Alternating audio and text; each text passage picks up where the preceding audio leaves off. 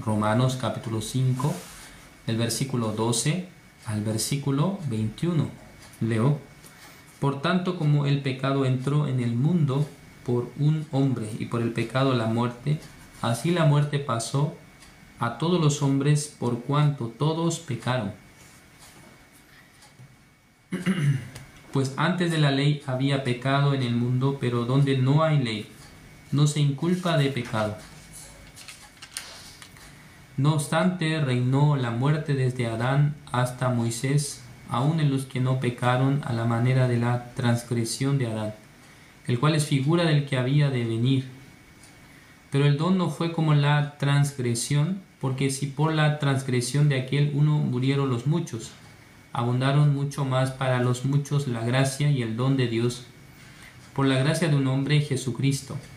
Y con el don no sucede como en el caso de aquel uno que pecó, porque ciertamente el juicio vino a causa de un solo pecado, para condenación, pero el don vino a causa de muchas transgresiones para justificación. Pues si por la transgresión de uno solo reinó la muerte, mucho más reinarán en vida por uno solo, Jesucristo, los que reciben la abundancia de la gracia y del don de la justicia. Así que, como por la transgresión de uno vino la condenación a todos los hombres, de la misma manera, por la justicia de uno vino a todos los hombres la justificación de vida. Porque así como por la desobediencia de un hombre los muchos fueron constituidos pecadores, así también por la obediencia de uno los muchos serán constituidos justos. Pero la ley se introdujo para que el pecado abundase, mas cuando el pecado abundó, sobreabundó la gracia, para que así como el pecado reinó para muerte, así también la gracia reine por la justicia para vida eterna mediante Jesucristo, Señor nuestro. Hasta el versículo 21 hemos leído. La Biblia es el libro de Dios, es el libro que Dios nos ha dado, y específicamente la Biblia también nos habla acerca del orden y también de la justicia de Dios, también habla acerca de la ley de Dios. Está explicándonos esto, ¿no? Entonces, ¿de qué manera nosotros podemos empezar a estudiar el día de hoy el tema Adán y Cristo? Primero tenemos que identificar, ¿no?, quién es Adán, quién es Cristo, ¿no? Adán, cada uno de ustedes ya conoce bien, es el primer hombre. Según el relato del libro de Génesis, es el primer hombre, o sea, es el primer ser viviente que Dios había creado entre los seres humanos, ¿no? Porque la Biblia nos señala que precisamente en el orden de la creación, Dios había creado en el día quinto los peces y las aves. O sea, antes de crear al hombre, el hombre fue creado el día sexto. Antes de crear al hombre, ya Dios había creado los peces y las aves. Y también en el día sexto, que es donde fue creado el ser humano, antes de que el hombre fuese creado, dice que fueron creadas las bestias, ¿no?, animales. Entonces digamos que el ser humano es el último ser viviente creado por Dios. Podemos decir así, ¿no? El último ser viviente creado por Dios, pero a la vez es el más importante porque Dios le ha dado autoridad para que gobierne sobre todos los animales del campo, dice. Dios le ha dado esta autoridad al hombre porque le ha puesto en él la imagen y semejanza de Dios. Eso aparece en el libro de Génesis capítulo 1, versículo 26. ¿Qué significa eso? Que en el hombre habita la eternidad. En el hombre está puesta la eternidad. Pero ojo acá, en el libro de Génesis vamos a buscar, el libro de Génesis capítulo 2, versículo 17, vamos a ver. Está escrito, ¿no? Podemos decir es un primer mandato, o podemos decir uno de los primeros mandatos que Dios había dado al hombre, ¿no? O sea, podemos decir una ley que Dios había dado al hombre. Ya veamos acá, Génesis capítulo 2, versículo 17, dice así. Ya leamos desde el 16 mejor, ¿sí? Dice: y mandó Jehová Dios al hombre diciendo: de todo árbol del huerto podrás comer, Mas del árbol de la ciencia, del bien y del mal no comerás, porque el día que de él comieres, ciertamente morirás.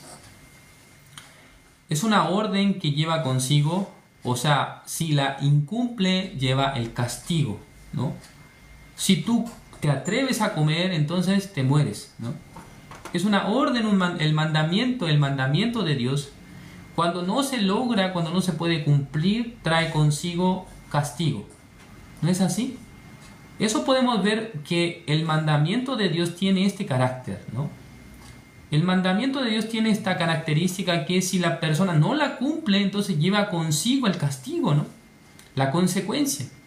Es lo mismo, ¿no? En esta época nosotros estamos viendo, en cada país se establece el sistema electoral donde los países que son democráticos eligen, digamos, en algún sentido a sus gobernantes. Y lo que dice la democracia no es que cuando una persona obtiene más votos que otro, entonces debería ganar. Eso es lo que dice la democracia. Entonces, si la persona no se presenta a votar, aunque digamos que la persona que él estaba pensando votar ni siquiera ganó en las elecciones, no importa, pero si esa persona no ejerce su deber de votar, entonces recibirá una consecuencia, ¿no? O sea, será multado o algún tipo de, digamos, consecuencia llevará. Porque dice que es obligatorio, ¿no? El voto es obligatorio. Entonces, 13 millones de personas se dice que han votado en esta ocasión. Entonces nosotros votamos porque, sin duda, ¿no? Si uno no vota, entonces va a traer problemas. Ya digamos que alguien recibe la misma instrucción que nosotros. Mira, si no vota, entonces recibirá algún tipo de multa. Ah, no, me parece que no. Aunque no voto, ¿quién sabrá que yo voté o no voté? Me importa, ¿no? Total, aunque diga que me va a multar, pero ¿cómo van a saber que yo no voté? Bueno, cuando nosotros vamos a votar, precisamente, cuando ustedes votan y dan ponen su voto, entonces, ¿qué es lo que hace? Tiene que firmar, ¿no? Hay una firma que ustedes tienen que colocar. Esa firma, después de haber votado, ya usted firma y luego los votos los coloca en las urnas de votación. Entonces hay un registro, ¿no? Su firma está puesta ahí. Si no está su firma, entonces, ¿qué significa? Esta persona no se presentó a votar. Entonces recibirá con ello un castigo, ¿no? O sea, una multa. Entonces acá en el libro de Génesis capítulo 2, versículo 17, tiene este sentido, ¿no? O sea, Dios le dijo a Adán, mira, Adán, acá yo te ofrezco un montón de variedad de árboles, de frutos exquisitos. O sea, ¿qué frutos son exquisitos, hermano? Hay muchos, ¿no? Pero especialmente entre los frutos exquisitos están el mango, el mango y también banana, también, ¿qué otra cosa, no? Guayaba es muy rica también. Creo que en el caso mío, o en el caso nuestro, los frutos que encontramos más ricos son los que encontramos más caros en nuestro país, ¿no? Porque no se producen acá. Porque tal vez yo le digo a los hermanos que están en países tropicales, ah, hermano, para mí el mejor fruto es el mango. ¿Mango? Oye, mango, yo voy caminando por la calle y me cae en la cabeza un mango. No tengo que ni comprarlo, ¿no? Algunos tienen este tipo de abundancia del mango. Pero para mí es un fruto precioso porque es muy caro comprarlo acá en nuestro país. Entonces digamos que estaba el mango, estaba la manzana, estaba la naranja, estaba, ¿qué más? Estaba la uva, había muchos productos, muchas frutas exquisitas que Adán podía comer. Dios ninguna le ha prohibido comer. Dios ningún fruto que estaba en el huerto del Edén, Dios le ha prohibido a Adán comer, ni uno, dice.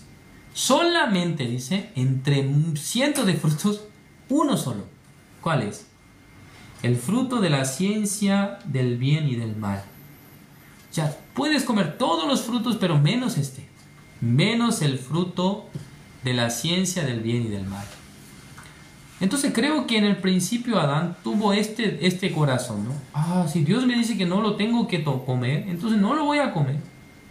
Porque si Dios me lo dice, es por algo, ¿no? O sea, no es que Dios está jugando conmigo, sino que me está advirtiendo de algo. Dice que voy a morir. Estas cosas yo a veces me pongo a pensar, ¿no? Porque si yo les pregunto a ustedes, hermanos, ¿ustedes pueden entender que Adán haya visto morir a alguien más? O sea, si yo les pregunto así, ¿no? ¿Adán ha visto a otro ser humano como él morir en el Edén? O sea, ¿ha visto que muere uno como él en el Edén? Absolutamente no. Absolutamente no había visto a nadie morir porque no hay más personas. Digamos que no hay más gente en el Edén. No hay más. Solamente está Adán y Eva. Entonces, si no es Adán, ¿a quién debería haber visto morir Adán? A Eva, ¿no? O sea, otro antecedente interesante acá es que cuando Adán recibe esta palabra de que si come el fruto de la ciencia del bien y del mal morirá, estaba solo, ¿no? Porque cuando vemos más abajo, ya en el versículo 22, recién ahí aparece la escena donde Dios crea a la mujer. Dice que tomó una costilla del varón, lo hizo dormir, tomó la costilla y formó a la mujer. Entonces Adán está solo, ¿no? Entonces, ¿qué testimonio o qué antecedente de un cuerpo sin vida tiene Adán? Según mi opinión, la Biblia tal vez no lo menciona, ¿no? Pero creo que él vio a los animales morir, ¿no? Él vio a los animales que ya habían muerto en algún momento o algún animal que él vio morir. Entonces, aparte de los animales, él no ha visto a ninguna persona morir. Entonces, tiene una idea por lo menos yo. El animal ya muere cuando ya deja de respirar. Entonces, si Dios me dice que voy a morir, entonces, cuando yo como ese fruto, seguramente este fruto tendrá algún tipo de efecto o algún veneno que va a paralizar mi corazón y luego me hará morir. Bueno, no voy a comer. Entonces, en el corazón de Adán se ha decidido a no comer este fruto que se llama el fruto de la ciencia del bien y del mal. No es la manzana, como muchas personas hasta hoy, cuando le preguntamos, nos dicen, ¿no? ¿Usted qué fruto cree que Adán y Eva no comieron? Es la manzana, dice. ¿Dónde dice que es la manzana? No, yo escuché que era la manzana el fruto que nosotros teníamos o sea, el fruto que Adán comió. Pero la Biblia, cuando leemos, exactamente dice que es el fruto de la ciencia del bien y del mal. Tiene este carácter, ¿no? O sea, tiene este nombre.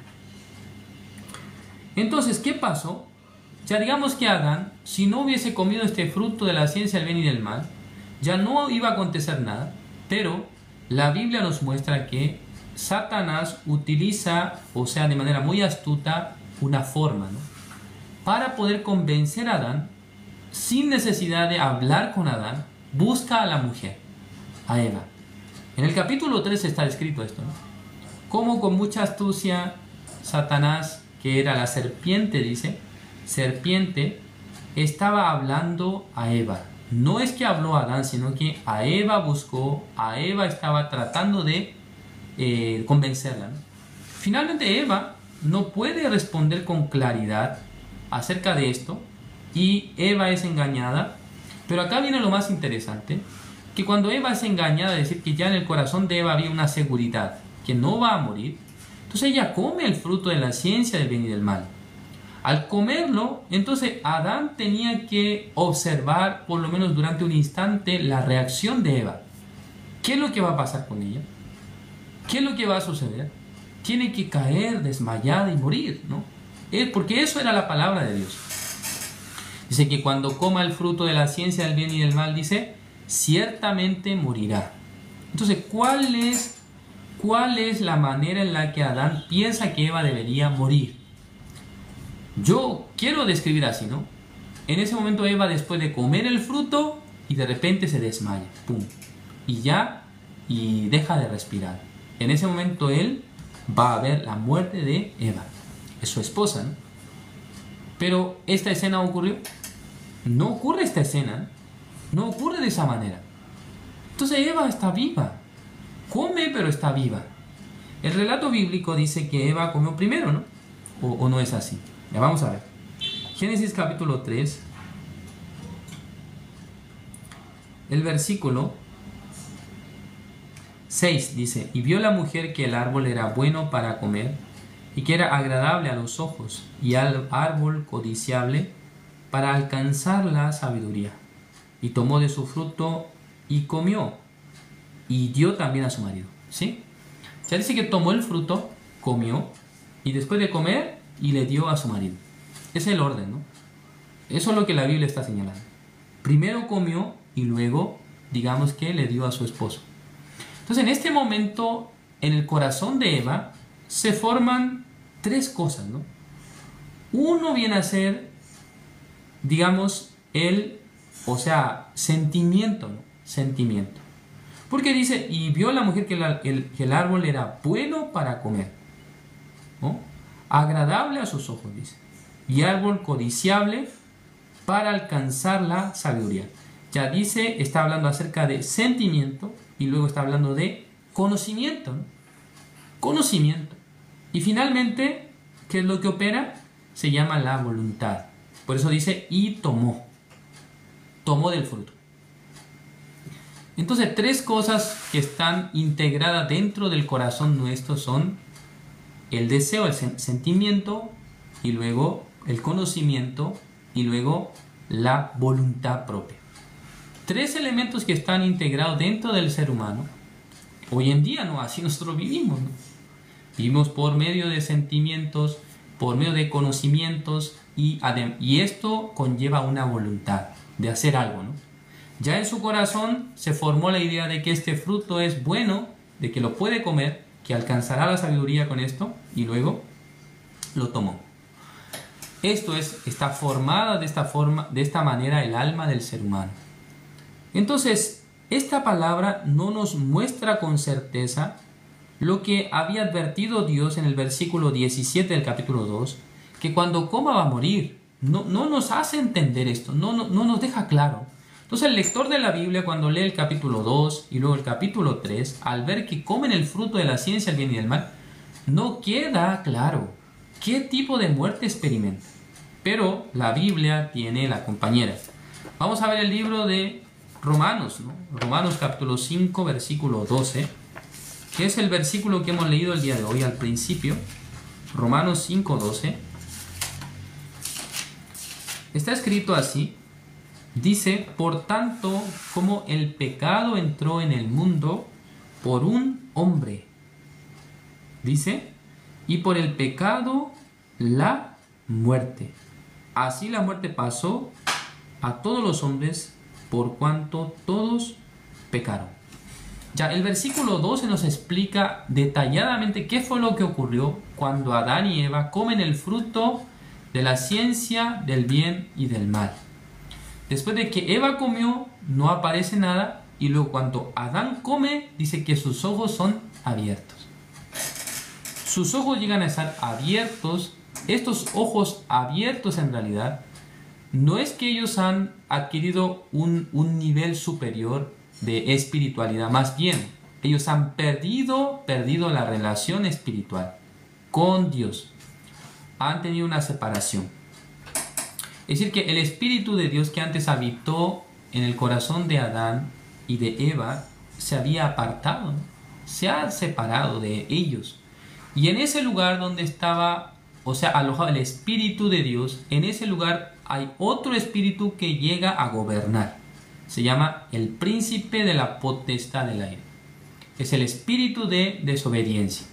En el corazón de Adán y Eva llega a morar este espíritu. Y a esto la Biblia le llama la muerte, ¿no? Es la muerte espiritual.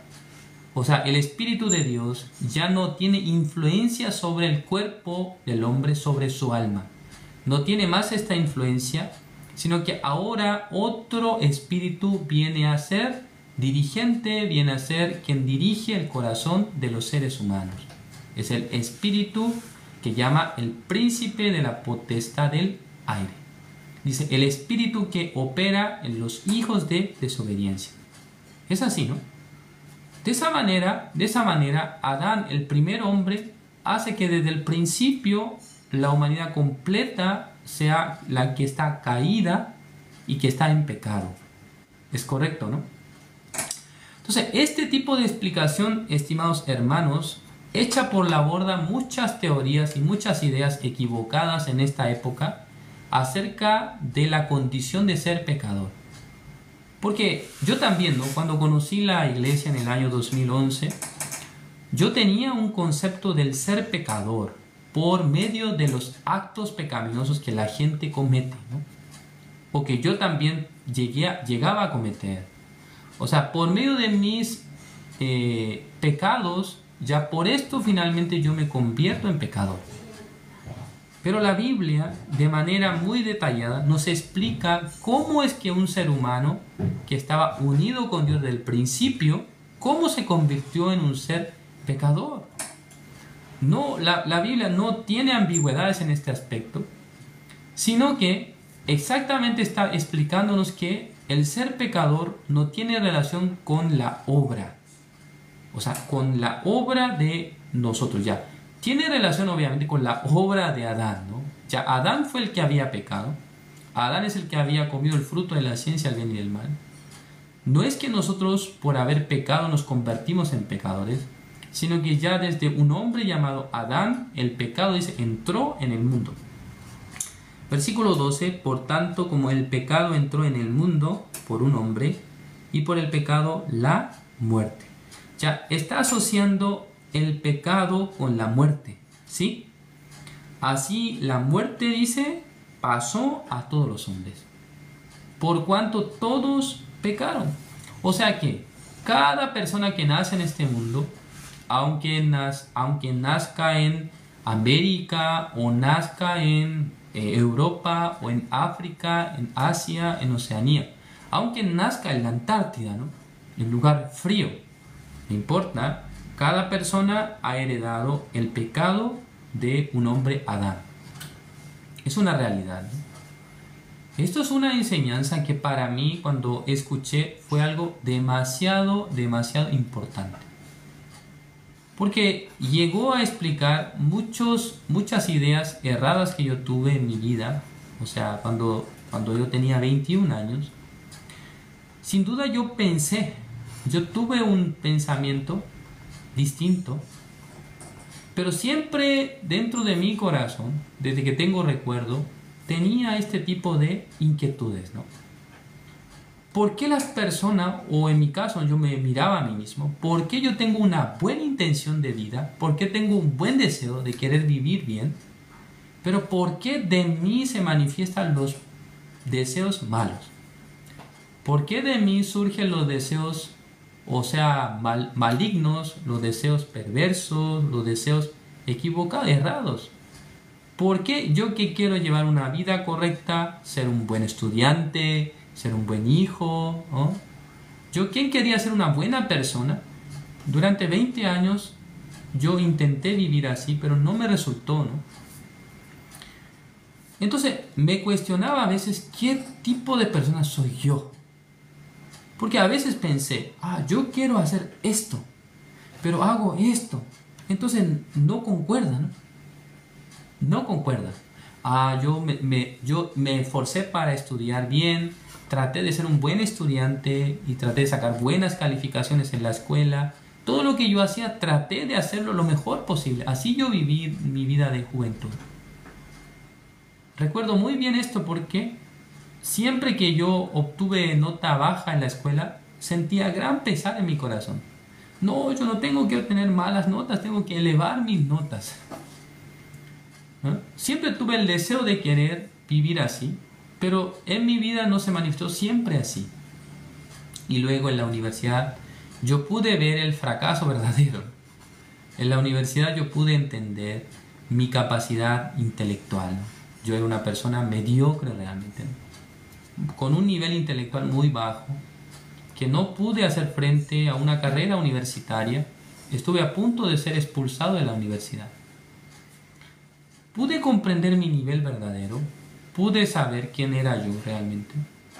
Y luego en este ámbito, en este aspecto o en ese momento, me encontré con la iglesia. Me encontré con su iglesia, me encontré con sus siervos, me encontré exactamente de frente con esta explicación tan bendita para mi vida. ¿Qué fue lo primero que me ha impactado en mi corazón? Siempre voy a recordar esto porque yo no tenía un conocimiento de la Biblia para nada.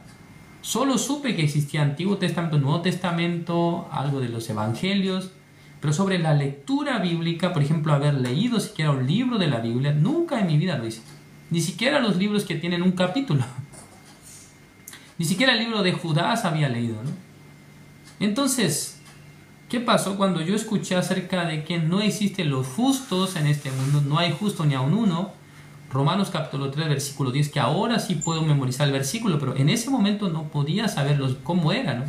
Capítulo, versículo, para mí no era algo común, ¿no? No era algo que estaba cerca de mi lenguaje, ¿no? Hablar de capítulos, hablar de versículos, era algo muy extraño para mí. Pero hoy en día, ya después de 10 años de estar dentro de la iglesia, ya es común para mí escuchar acerca de capítulos, versículos, porque estamos escuchando el estudio por los pastores también. Cuando estoy leyendo veo los números, ¿no? Hay un número grande que es el capítulo, los números pequeños son los versículos, ¿no? Entonces ya pude entender, en Romanos capítulo 3, versículo 10, no hay justo ni aun uno, dice. No hay quien entienda, no hay quien busque a Dios. Dice que no hay quien haga lo bueno, no hay ni siquiera uno. ¿Qué pasa entonces con esto? ¿Acaso la gente no tiene buena intención de su corazón? ¿Acaso las personas no tienen interés de ser buenos? Yo les pregunto a ustedes también, hermanos que están por TikTok, los que están por Facebook, los que están por Zoom. ¿Acaso ustedes no se levantan? O sea, ustedes en la mañana se levantan pensando, ¿qué malo haré hoy? ¿Qué maldad voy a hacer hoy? A veces yo pienso que mis hijos, ¿no? Mis dos hijos, Enoch y Elías, ellos tienen este pensamiento. Hoy día, ¿en qué voy a molestar a mis padres, ¿no? ¿En qué voy a perjudicarle? ¿En qué los voy a hacer estar enojados? ¿No? A veces yo pienso así. Creo que mis hijos eso piensan en la mañana. Están pensando qué mal van a hacer hoy. Luego solamente ellos lo ejecutan, ¿no? Pero creo que en el corazón de ustedes tendrán buenas intenciones, ¿no? ¿Alguien acaso nunca quiso ayudar a su madre cuando la vio en la feria, ¿no? Cargando un bolso pesado? Ustedes no quisieron llevarse el bolso, ¿no? No quisieron ayudarle a su madre cuando la vieron cansada, a sus padres. Creo que sí, ustedes tuvieron este tipo de corazón, ¿no? Ustedes quisieron ayudar a su familia. Usted viendo a un mendigo, una persona que apenas puede caminar en la calle, a veces sus corazones se movieron, ¿no? Hacia la bondad, hacia la benevolencia. Creo que todos hemos experimentado esto alguna vez. Pero lo particular de la Biblia dice que no hay quien haga lo bueno, no hay ni siquiera uno. Digamos que si un político, hermanos, un político, un senador, un presidente, si tuviera este discurso ante la gente, todo el mundo lo va a rechazar. ¿Sí o no? Si un presidente dijera, mire, la verdad es que todas las personas de este país, todos son malos, perversos. En ese momento no alcanzaría ni siquiera a entrar en la papeleta para que voten por él. Entonces, ¿qué es lo que tiene que decir el presidente? En este país existe la gente de bien y también existen los delincuentes, los malos, ¿no? Pero existe la gente de bien. Es el lenguaje, ¿no?, que se puede utilizar. Pero la Biblia, de manera muy tajante, nos habla de una realidad que el ser humano no se atreve a decir. El otro día estuve escuchando, porque en estos días estoy escuchando los estudios del libro de San Mateo, que están grabados por medio del pastor Oxupar. Él es el fundador de la Misión Buenas Nuevas. Si tienen tiempo, ustedes también escúchenlos. Están en la página, ¿no?, de la página del pastor Oxupar en español.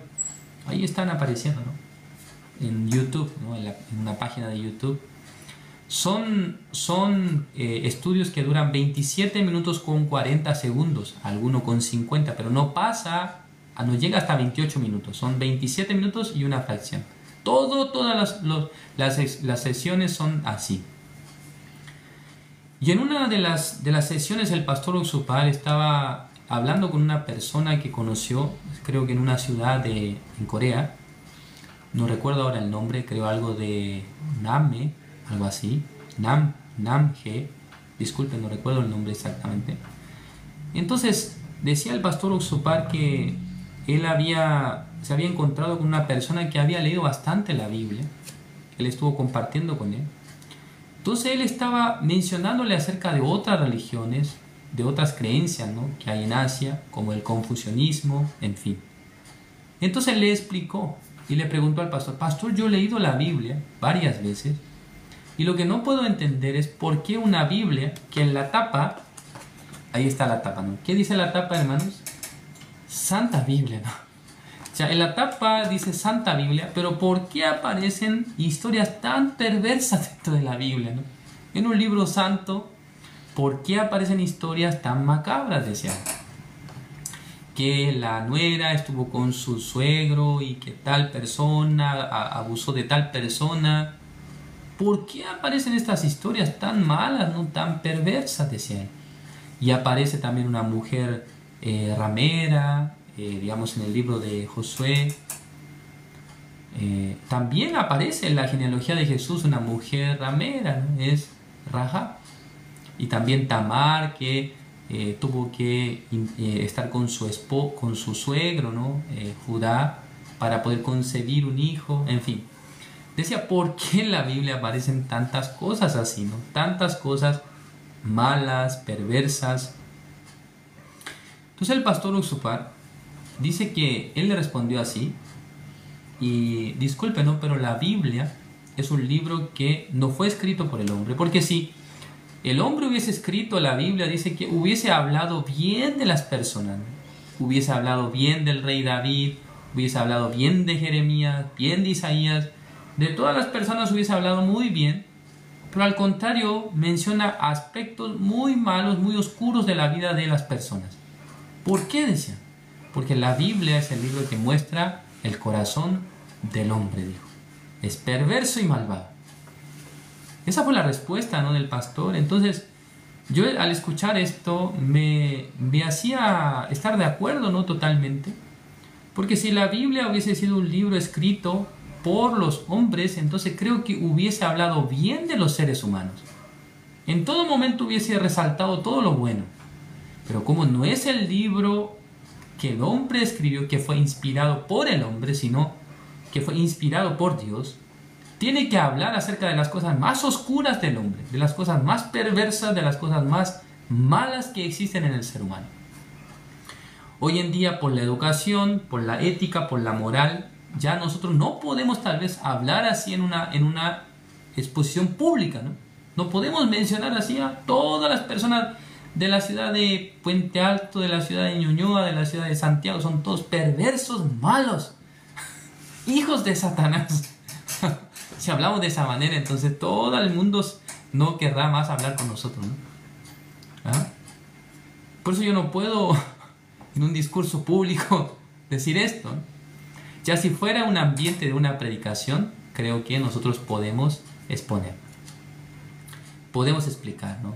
Podemos decir con la Biblia por qué decimos que el hombre es malo, perverso, ¿no?, engañoso. Entonces, hermanos, la Biblia es el libro de Dios que exactamente muestra la característica del hombre, que es malo.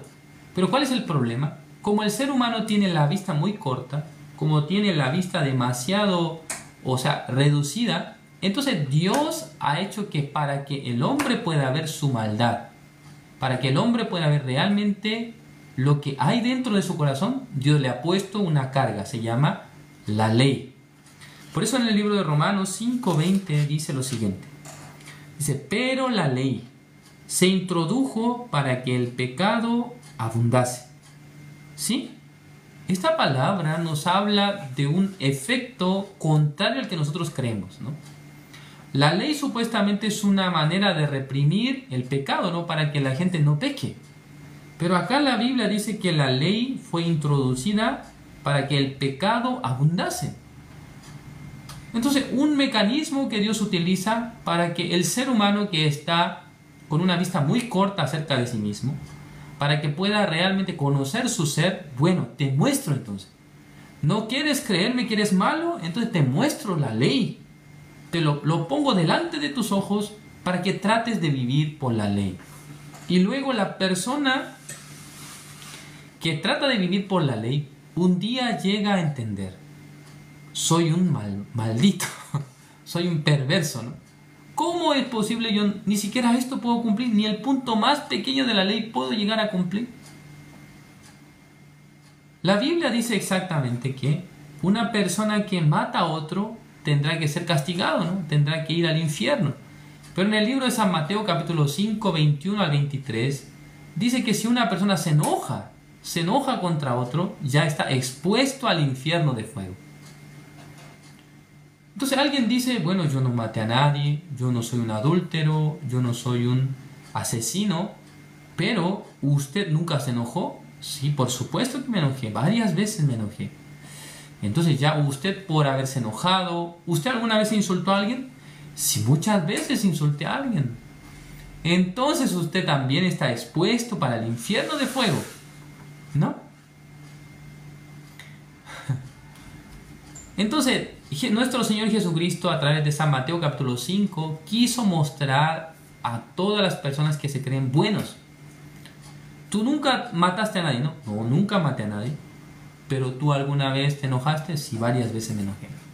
Entonces puede descubrir esta maldad que está presente dentro de su corazón. Esta perversidad. Porque la antesala de asesinar a alguien es haber estado enojado, ¿no? Es decir, que su corazón, si tiene amor hacia otro, ¿por qué lo va a matar? Pero si tiene odio, enojo y rabia contra otra persona, cuando no puede controlar esta rabia, este enojo, finalmente termina convirtiéndose en un asesino, ¿no? O alguien que tiene deseo de adulterar en su corazón solamente, pero cuando de su corazón sale y ya pierde la lucha contra el deseo, entonces llega a cometer adulterio, llega a cometer pecado, ¿no? Eso es el ser humano, eso somos nosotros. Hermanos, no se engañen a sí mismos. No piensen que porque ustedes tienen un rostro, ¿no?, amable, tranquilo, ustedes son ángeles. Discúlpeme, no es que hoy quiero tratarles mal, sino que no piensen tan bien de ustedes, ¿no?, sino que más bien desconfíen de su ser. Desconfíen de sí mismos, ¿no? Ay, el pastor hoy día, ¿por qué está diciendo que desconfiemos de nosotros mismos? Porque dentro del hombre hay, hay una influencia maligna que le guía, ¿no? Hay una influencia que le dirige, ¿no? Que le da una influencia negativa, ¿no? Entonces, en el corazón de las personas, si no puede identificar esto, entonces fácilmente será tentado fácilmente por su propio corazón. Si ustedes tienen autoconfianza, si piensan que no, a mí no me va a pasar, no, yo no soy como otro, y ustedes van a caer más rápido que otros, ¿no? Van a llegar a cometer pecado más rápido que otros, ¿no es así? Entonces, estando dentro de la iglesia, yo no descubrí bondad en mi corazón, sino que al contrario, por la iglesia descubrí muchas perversidades, ¿no?, dentro de mi corazón. Muchas rebeldías, desobediencias y también infidelidad hacia nuestro Dios, hacia la palabra de Dios, hacia el seguir en este camino. Yo quise ir en otra dirección. A veces quise abandonar este camino, ¿no? A veces quise dejar este camino. Entonces, sin duda que las personas, cuando estaban pensando acerca de sí mismos, tienen un buen concepto de sí mismos. Pero yo, cuando me veo a mí mismo, cuando veo mi vida durante 10 años, sí puedo decir que no soy una persona que debe estar en este lugar, ¿no? No soy una persona que puede predicar la palabra de Dios. No soy una persona que tiene un buen carácter. No soy una persona que comparte bien el mensaje de Dios. La iglesia nos ha enseñado, o me ha enseñado a mí, que dentro de mi corazón sobre el mal nunca deja de aflorar, nunca deja de funcionar, ¿sí? Hasta los momentos que nosotros menos pensamos. Digamos que hace un ratito ya recibimos la gracia de Dios, pero en el siguiente instante ya nos convertimos en personas temibles realmente. Realmente personas que en un momento puede cambiar de estar muy feliz a un momento en el que ya quiero dejar, abandonar todo. Así en el corazón cambia la persona. Tiene este tipo de facilidad, ¿no?, de cambiar. Por eso la vida de creencia, hermanos, es poder aprender a desechar cada momento nuestros pensamientos. Porque primero nosotros vemos una situación, primero nosotros analizamos una situación, no nos cae bien, entonces ya, queremos dejar todo, queremos armar problemas, queremos hacer de un caos de esa situación. Si uno no puede pensar segunda vez, tercera vez, hasta cuarto pensamiento, si es arrastrado por el primer pensamiento, siempre va a proceder de manera muy equivocada. Pero cuando en sus corazones pueden llegar a pensar de manera más profunda sobre el resultado, ¿no? Si yo hago esto, ¿qué es lo que va a ocurrir en mi vida? Esto. Entonces voy a parar aquí, ¿no? Si yo hago de esta manera, ¿qué ocurrirá en mi vida, en mi familia? Esto. Y llega a poner el freno. No. Si yo hago de esta manera, esto va a ser el resultado. Así voy a padecer. No es necesario. No. Voy a dejar esto. Pero una persona que no quiere pensar en esto, solamente tiene el pensamiento del deseo, actúa conforme a esto. Y ya pierde un montón de cosas de su vida. ¿Sí me comprenden? Pierde muchas cosas, ¿no? Pierde familia, alguno pierde su esposa, pierde su esposo. ¿No es así? A veces ocurriría así en nuestra vida. Creo que sí. Por eso, hermanos, en el estudio de hoy, ¿no?, finalmente, nosotros podemos tener la gran esperanza ¿en quién? En nuestro Señor Jesucristo. Ya vamos a ver acá el libro de Romanos, capítulo 7, versículo 24, dice así: miserable de mí, ¿sí? ¿Quién me librará de este cuerpo de muerte? Es una confesión muy profunda del apóstol Pablo. Él se da cuenta, su ser es miserable, dice. Mi ser es maligno, no se cambia. Por más que pasa 1 año, 10 años, 20 años, sigue siendo el mismo, maldito y malvado.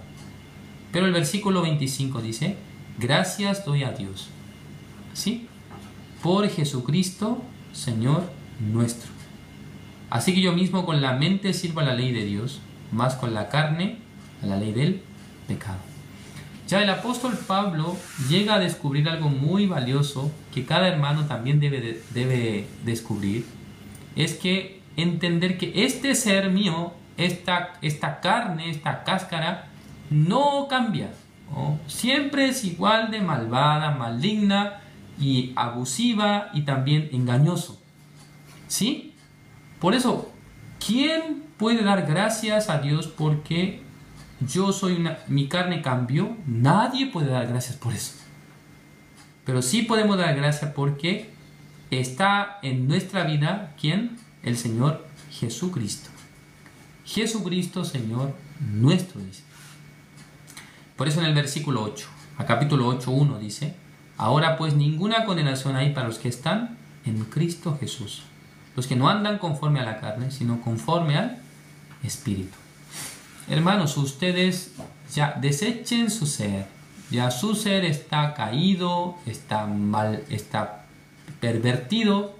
No es necesario que lo abracen, ni siquiera tengan interés de conversar con él, sino que rechazándolo cada día, ignorando. Y luego vamos a caminar con la voluntad del Señor. Vamos a escuchar la voz de Dios, la voz de nuestro Señor Jesucristo, la voz de la iglesia, la voz de sus siervos. Vamos a aprender esta vida, ¿no? Si aprendemos esta vida, entonces ustedes verán un cambio enorme en sus vidas. Ustedes seguirán siendo las mismas personas, pero no obedecerán más a lo que está saliendo de sí mismo, ¿no? Creo que esto es la vida que Dios nos quiere enseñar. ¿Por qué razón? Ya Adán ya fue desechado, ya Adán ya cometió pecado, ya nosotros estamos dentro de Adán, pero ahora Dios nos dice: ahora ya ustedes están en Cristo. Todos los que están en Cristo dicen: no hay condenación. ¿Por qué? ¿Qué significa estar en Cristo? Estar en Cristo significa ya no estoy en mí mismo. No estoy enfocado en mí mismo, sino ahora voy a ver a Jesús. Voy a ver a nuestro Señor Jesucristo, ¿no?